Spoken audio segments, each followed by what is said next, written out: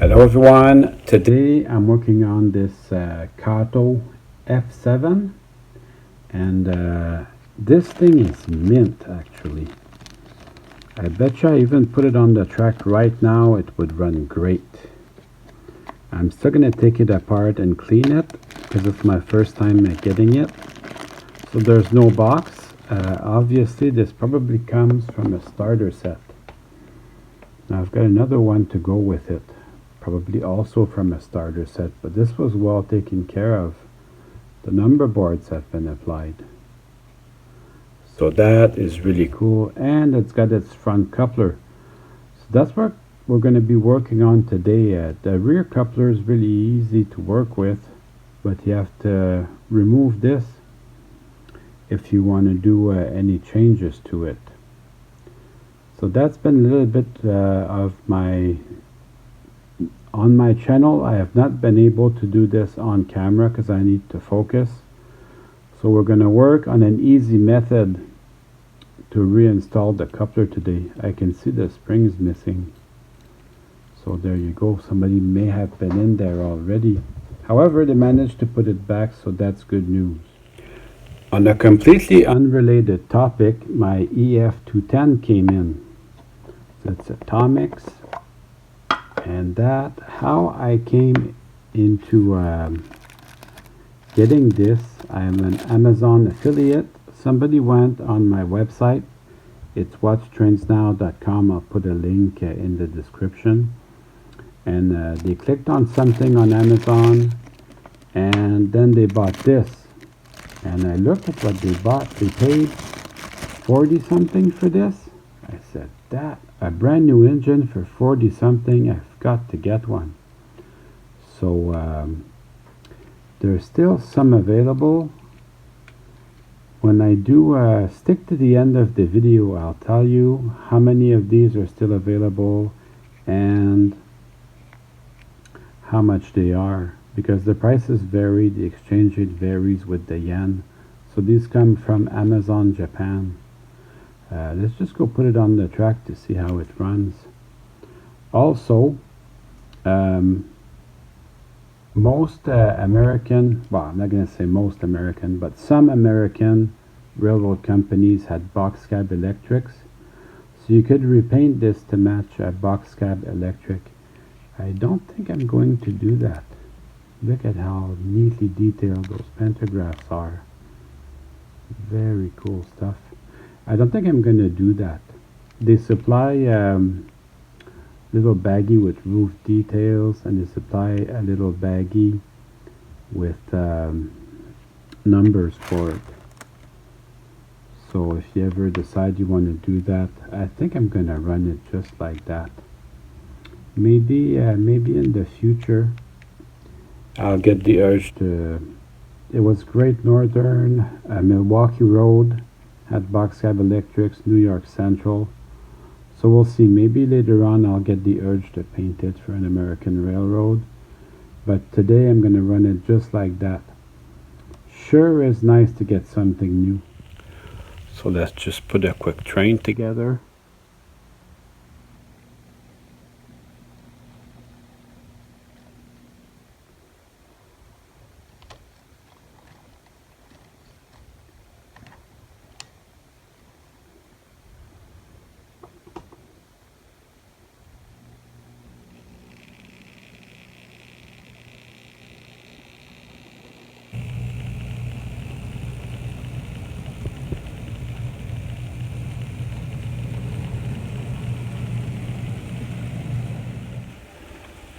Easy breezy, Japanesey.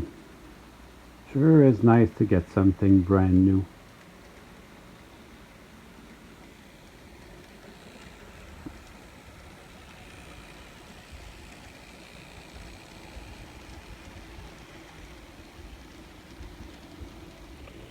How to get the shell off?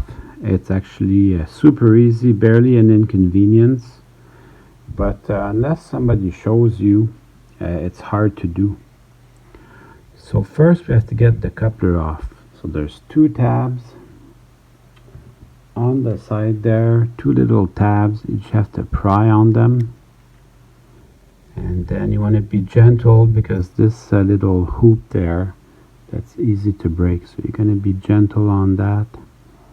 Basically just get on these tabs on the side there and pry them out.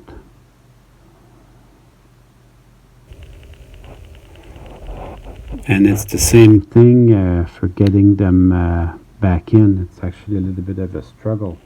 You can use the little slit from the wheel there.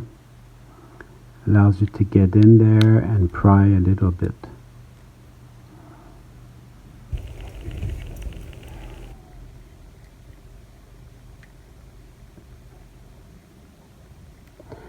This does not have a small spring.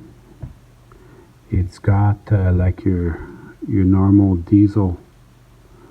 So these couplers, they're a little bit on the fragile side, but they can be replaced with some micro trains if you like. Well, there's my spring. This is basically the retaining clip. So that spring, it's been bent the wrong way, but never fear, these can be straightened out. I think I will, using a pair of pliers. So they're not super expensive, these, but I still like to use it. I don't know, that's kind of a challenge that I make for myself. But they're not too expensive, and they're available from Kato. Same with these, this is the current model. So they are available from Kato. So to get the shell off, basically you just need to use some toothpicks. So there isn't, you want to be careful with the ladders. There's going to be 4 places to pry on this side. So what I'll do, I'll open them up with my screwdriver, and then I'll drive in toothpicks in there, and that should open it up for you.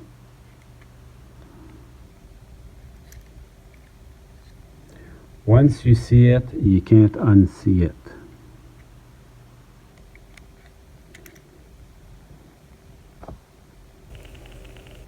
I'm actually using 3 toothpicks, and then I will use the screwdriver as the 4th.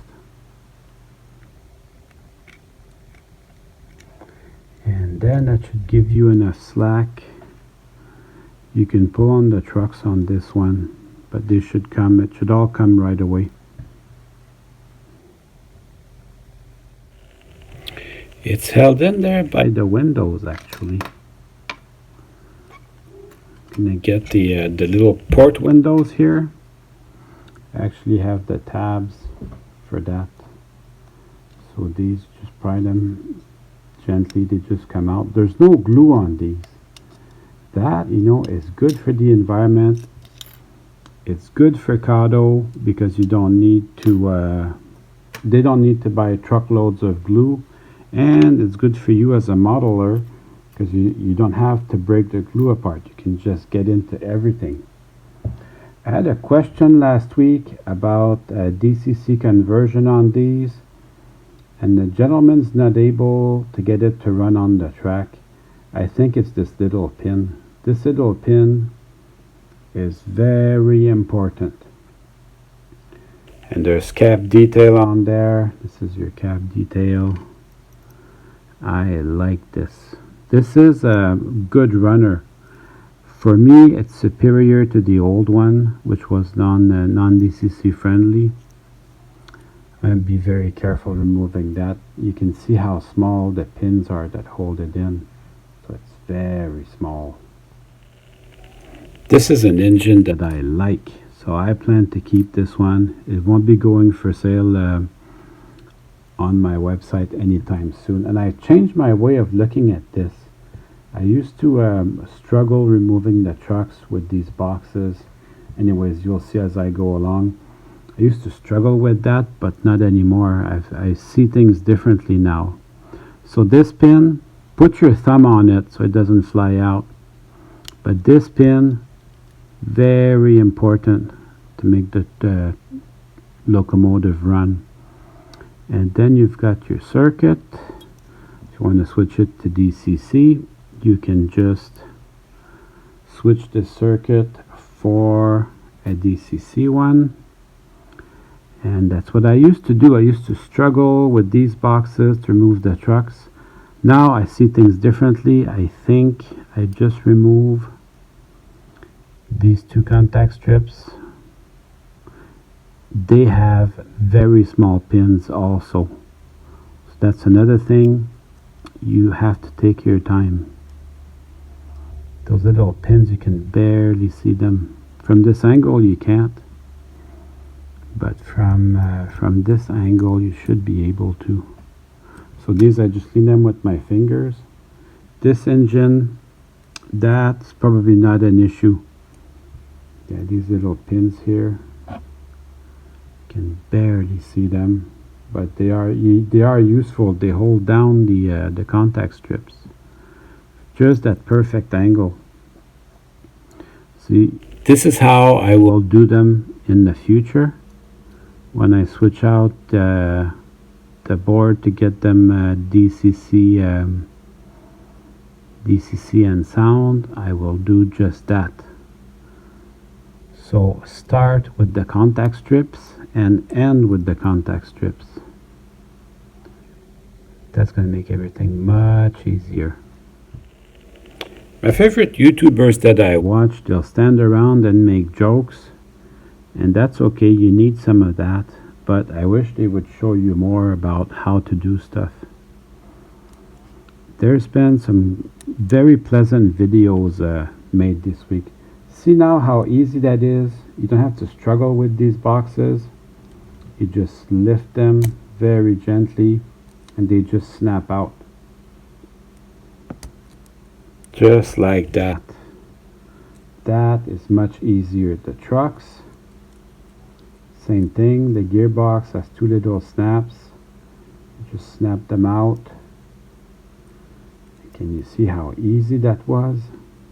Very easy. So this is the front one. It's got an arrow showing you which way it's going to go back. So the arrow goes towards the front. And then this one, kind of obvious which way it should point with the coupler on the outside. So that. These are real sweeties. On top of, it's a prototype that I like. It's also a real sweetie. Quiet and powerful. So if you want to switch it to DCC, you may have to shave this. I found a hacksaw works more. Soundtracks had some really good videos out there. This little block here goes out. I don't think I even have to undo anything. I think I'll just lubricate everything from here because everything looks so cool. I'll just introduce a little drop in here for the motor, which doesn't need it, but I just like to justify getting in there. So just a little drop and another little drop here, a little drop on the front bearing, a little drop on the back bearing, and that's it. Now this is all lubricated. I will run it on the bench just to make sure that I'm happy, but so far it's looking good. Oh yeah, it's very quiet.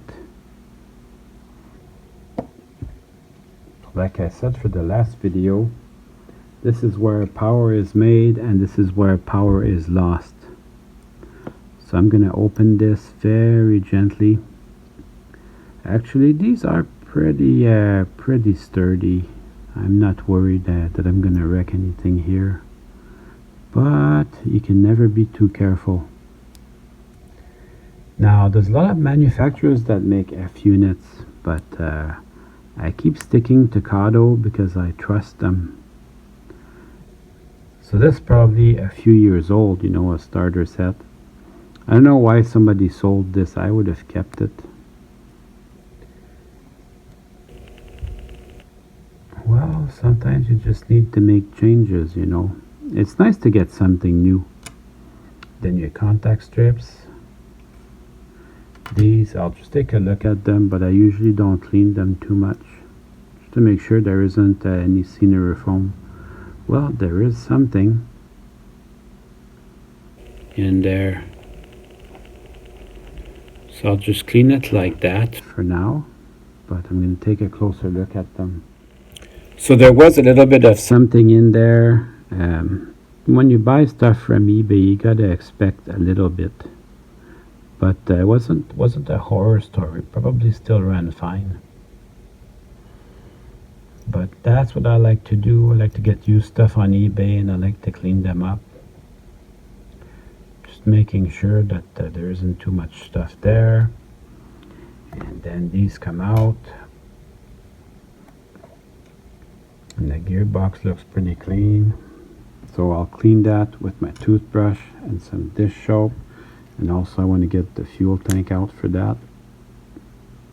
Fuel tank, same as everything on this engine, super easy to work on. These are meant to be for the people at the factory. They're meant to be easy, and that's where I got the idea for this video, because I did not find getting the couplers together to be easy. So I had to ask myself, well, how do they do it in the factory? There's got to be a better way.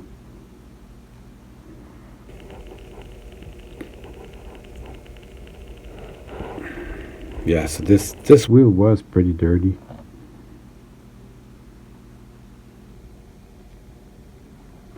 All right.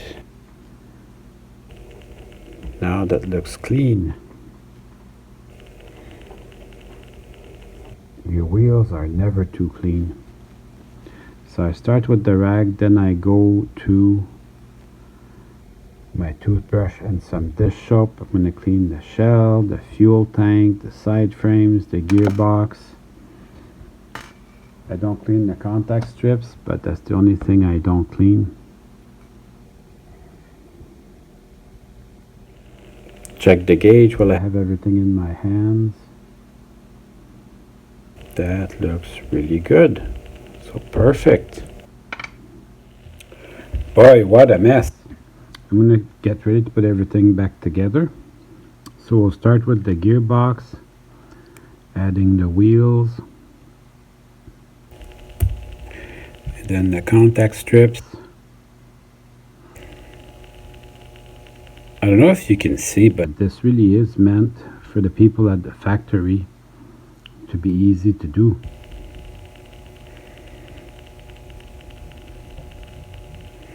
I don't put any lubrication on the trucks.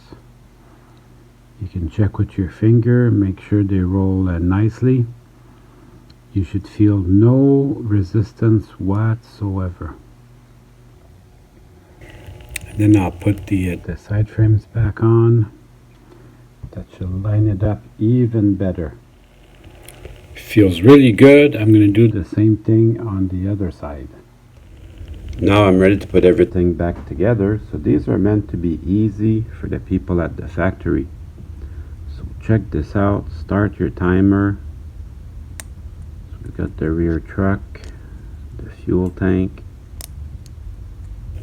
and then the front truck just snaps into place. Look out for the arrow that goes towards the front. And then these two blocks, they just go right up here.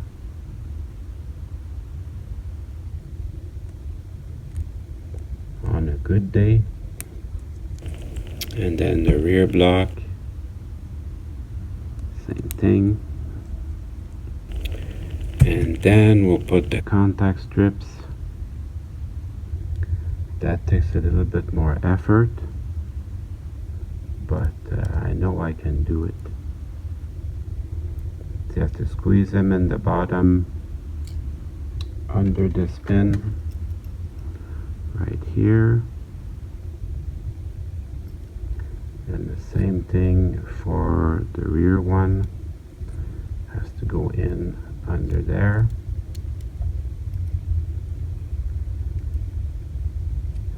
Actually, I'm gonna cheat a little bit, bring this thing back, and then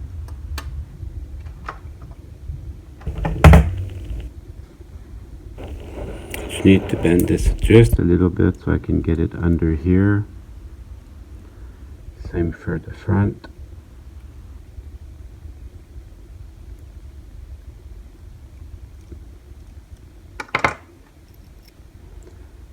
Just a little bit.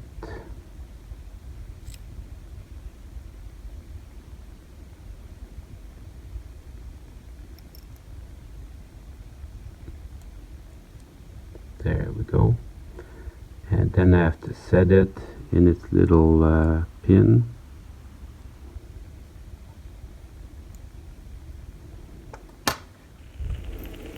There's two tiny little pins here.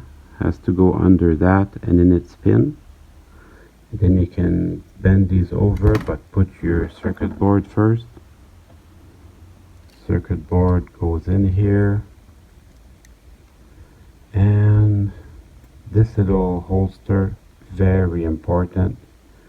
You need that. Do not lose it.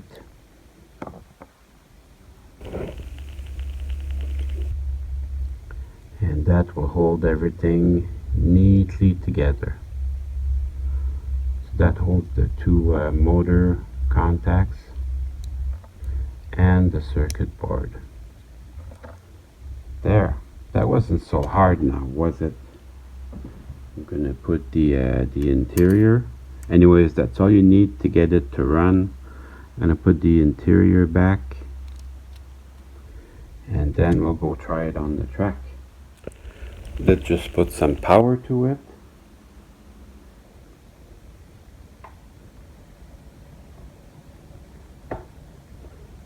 Run super smooth, nice and quiet.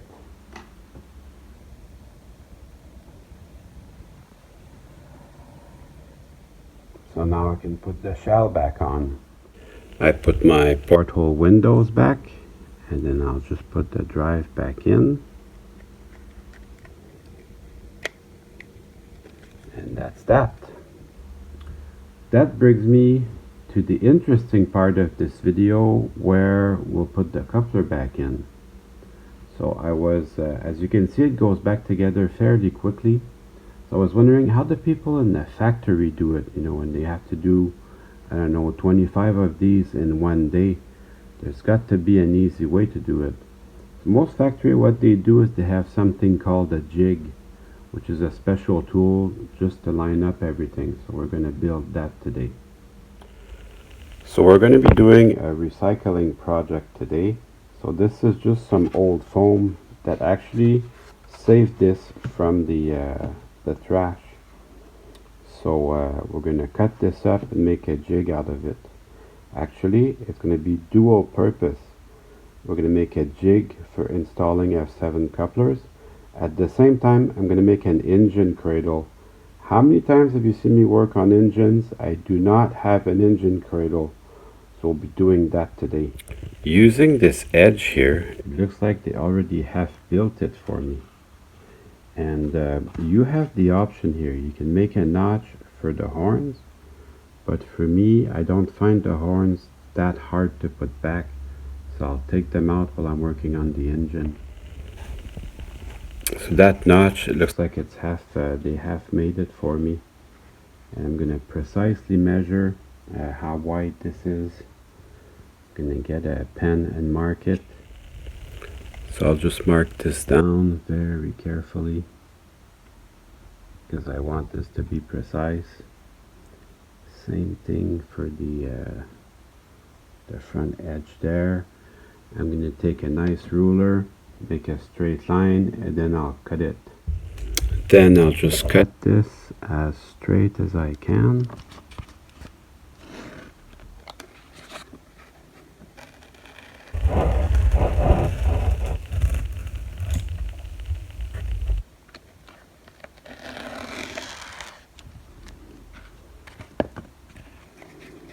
So that's half of my engine cradle. That looks awesome. So now I can just make another wall on this side. The best way to glue foam to foam, I've heard, is with wood glue. So I'll be doing that. So I'll just cut this to size and I'll glue them together. Well, that wasn't that hard now, was it? Best part is it cost me $0. Now here comes the jig part. I have to cut this block so that it holds the coupler for me very precisely. Then I can come in and put this block in, and the coupler will be held there for me by my jig.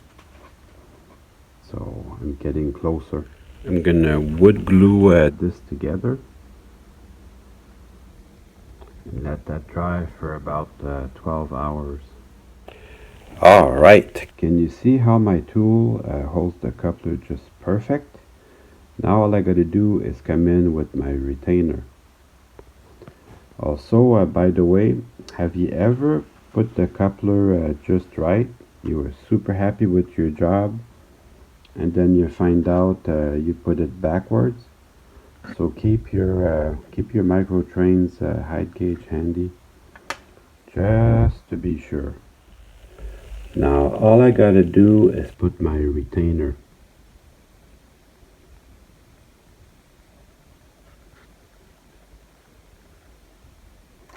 It's always a little bit tough to film this, but I am gonna be able to do it. Now all I gotta do is clip it.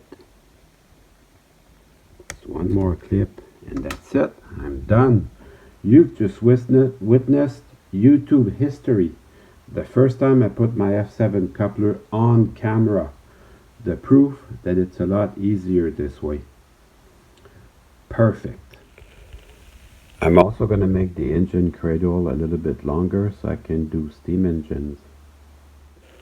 Well, that was an interesting little project, very satisfying. And now it's time to run some trains. Well, there's hardly any snow anymore here. So this layout is going to be put in storage, my snow layout.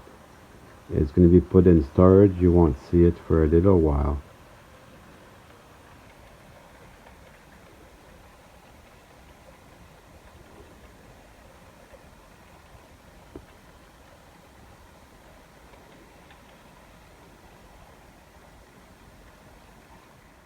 Well, I hope you enjoyed the video. I certainly had fun making it for you.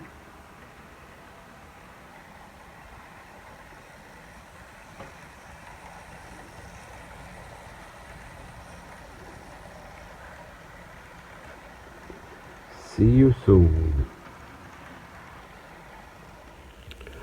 Oh, and I almost forgot, I'm filming this on Thursday, March 7. So if you want to get one of these, there's 8 left. I have a link on my website. I'll put a link in the description to my website, and the price is $45. So good luck.